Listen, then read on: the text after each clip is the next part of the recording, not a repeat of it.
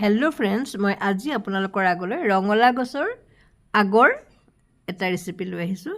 এয়া চাওক, মই ৰঙালাও আগখিনি ভালকৈ ধুই ল'লোঁ, ধুই এনেকৈ কাটি লৈছোঁ আৰু এটা আলু কাটি লৈছোঁ।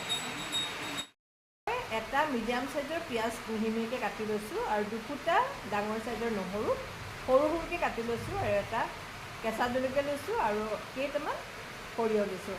সৰিয়হটো আচলতে তিয়াই পেলাইও বটি দিয়ে, বটি তেনেকৈ খাই ভাল লাগে। মই কিন্তু আজি এনেকৈ বনাইছোঁ। তেনেকৈ মই এদিনত আকৌ বনাম। তেলখিনি গৰম হ'ল, এতিয়া মই বগা সৰিয়হ কেইটামান দি দিছোঁ।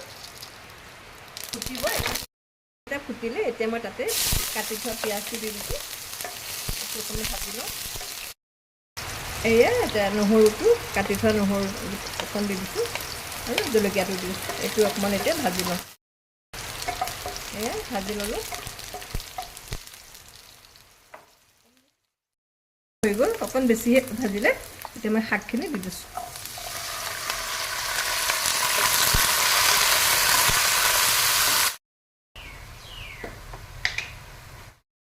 ইয়াতে মই জোখ অনুসাৰে নিমখ দি দিছোঁ আৰু অলপ হালধি দিছোঁ।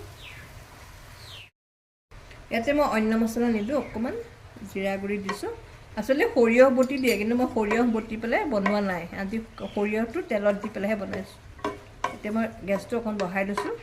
প্ৰথমতে গেছটো অকণ বঢ়াই দিছোঁ, কাৰণ তাত শাকত থকা পানীখিনি যাতে শুকাই যায়। আৰু এতিয়া ঢাকি দিম।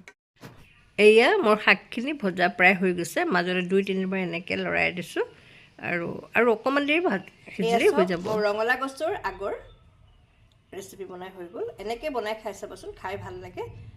সৰিয়হটো এনেকৈ দিও ভাল লাগে। সাধাৰণতে বটাই দিয়ে বাৰু, কিন্তু মই আজি এনেকৈ বনালোঁ। আৰু আপোনালোকে বনাই খাই চাব, কেনেকুৱা পায় জনাব। আৰু যদি নতুন কোনো লোকে মোৰ চেনেলটো চাইছে, অনুগ্ৰহ কৰি চেনেলটো ছাবস্ক্ৰাইব কৰি ল'ব। তেতিয়াহ'লে আজিলৈ বাই বাই। আকৌ এটা নতুন ভিডিঅ'লৈ আহি আছোঁ।